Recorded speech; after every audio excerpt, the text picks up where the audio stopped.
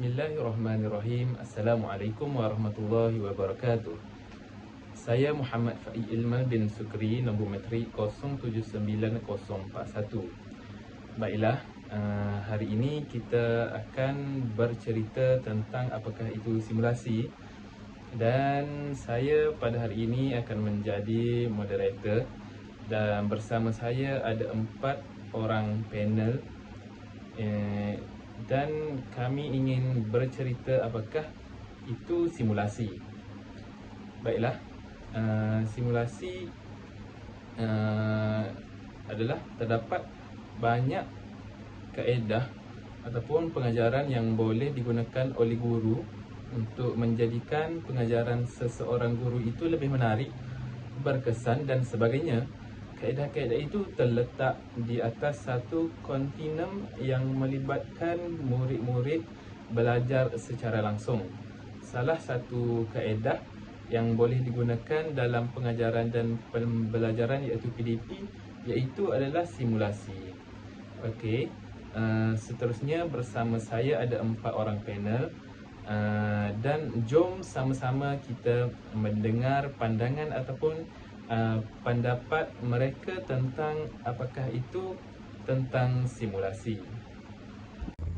Okey, setelah kita mendengar pendahuluan, kita perlu juga mengetahui dahulu kaedah simulasi. Dan saya ingin menjemput panel kita iaitu saudara Burhanuddin untuk menerangkannya. Dipersilakan. Kaedah teknik pengajaran simulasi. Simulasi adalah suatu pengajaran yang sangat berkesan. Penggunaan kaedah simulasi membolehkan para guru mencapai objektif pembelajaran dari segi isi kandungan, konsep, kemahiran dan sikap. Kaedah simulasi ini juga boleh memperbaiki kesihatan mental dan memudahkan kreativiti. Simulasi ini adalah suatu situasi pembelajaran dalam keadaan yang terkawal dan sengaja diwujudkan sama dengan situasi yang sebenar. Tujuannya adalah untuk menjalankan latihan demi untuk menyelesaikan masalah. Dalam aktiviti PDP di dalam bilik darjah, kaedah simulasi digunakan untuk membolehkan para pelajar berlatih sendiri aktiviti lakonan dalam keadaan yang teratur dan terkawal dengan tujuan mengemukakan cara penyelesaian untuk satu-satu masalah yang timbul. Seterusnya, mari pula kita mengenali jenis-jenis simulasi dan kita mempersilakan panel kita yang seterusnya iaitu saudara Badri. Bismillahirrahmanirrahim. Assalamualaikum warahmatullahi wabarakatuh. Nama saya Badri Arifin bin Alias, nombor matrik 078840. Okey, hari ini saya akan menjelaskan mengenai jenis-jenis simulasi. Okey, kita tengok jenis yang pertama adalah sosiodrama. Sosiodrama adalah satu lakonan yang lengkap dan menarik yang dilakukan oleh sebahagian pelajar ataupun pelakon untuk menerangkan sesuatu cerita ataupun situasi.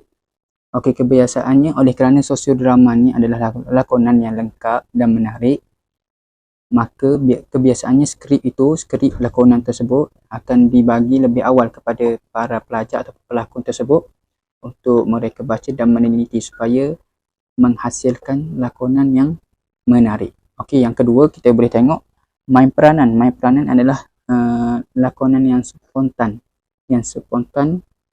dilakukan oleh pelajar-pelajar.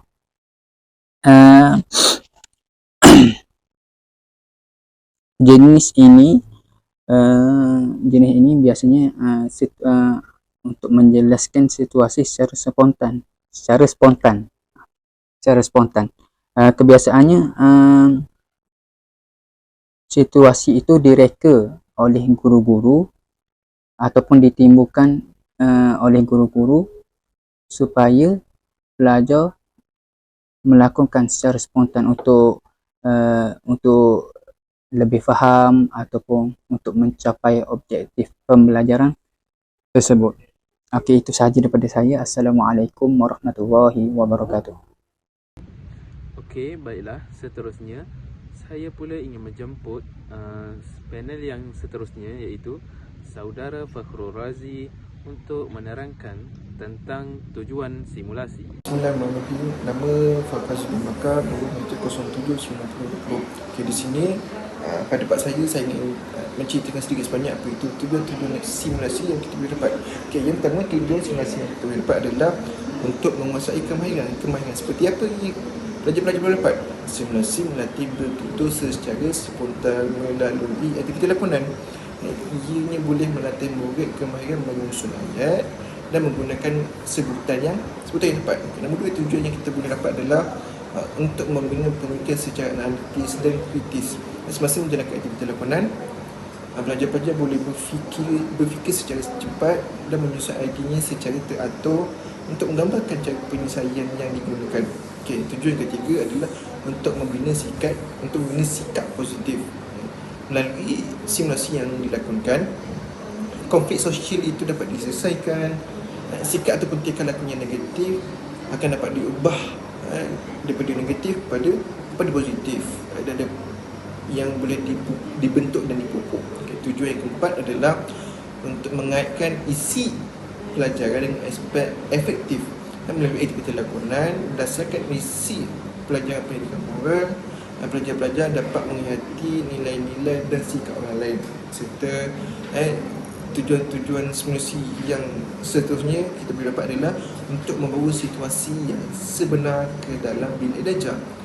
Contohnya kita boleh ambil adalah untuk menjelaskan konsep demokrasi. Pelajar-pelajar boleh melakukan semula sebagai pengundi-pengundi dalam situasi pilihan raya. Okay? Dan yang terakhir, tujuan yang kita boleh dapat adalah untuk mempelbagaikan aktiviti pembelajaran. Simulasi suatu teknik pengajar tambahan yang juga boleh membantu pelajar-pelajar mempertingkatkan penguasaan kemahiran bahasa dengan berkesan. Itu sahaja dari saya. Seterusnya, kembali kepada panel Saudara Burhanuddin untuk pencerahan tentang kelebihan simulasi. Kelebihan teknik pengajaran simulasi memberi peluang kepada murid memikirkan cara penyelesaian secara spontan dan dalam situasi bermasalah yang diwujudkan. Murid-murid dapat mempertingkatkan kemahiran pertuturan mereka.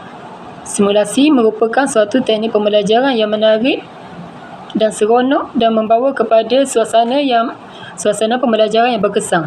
Murid-murid dapat dilatih berlakon dengan gaya yang betul. Mereka akan dilatih untuk menghadapi situasi bermasalah yang sebenar. Seterusnya adalah dengan menggunakan teknik simulasi, banyak situasi di luar bilik darjah dapat ditunjukkan dalam bilik darjah. Selain menggalakkan interaksi di antara murid, ianya juga memberi kesempatan kepada murid-murid untuk menghayati nilai-nilai moral yang baik, seterusnya mengubah sikap negatif dan membina sikap positif. Secara tidak langsung, bakat lakonan murid dapat diasah. Baiklah, kita telah sampai kepada panel kita yang terakhir, iaitu Saudara Alauddin untuk menerangkan tentang kelemahan simulasi. Dipersilakan. Dalam simulasi, yang pertamanya, perasaan gelisah mungkin timbul di kalangan murid yang tidak pernah berlakon dan ada pengalaman berlakon. Jadi yang seterusnya, yang keduanya adanya pelakon yang berlakon yang tidak menarik, kurang menarik berlakon, akan menimbulkan perasaan bosan di kalangan penonton yang menonton simulasi tersebut. Jadi ada yang mengejek pelakon tersebut, dan seterusnya ada murid-murid yang terlibat dalam lakonan itu, yang itu sajalah yang dapat pengalamannya, yang menonton ni tidak dapat pengalaman tersebut. Seterusnya, penilaian prestasi pelakon dan membuat rumusan tu tidak mudah untuk dilakukan. Tidak mudah untuk kita buat penilaian prestasi terhadap pelakon tersebut. Jadi itu saja. Okey, sekian sahaja daripada kami. Wabillahi taufiq wal hidayah. Wassalamualaikum warahmatullahi wabarakatuh.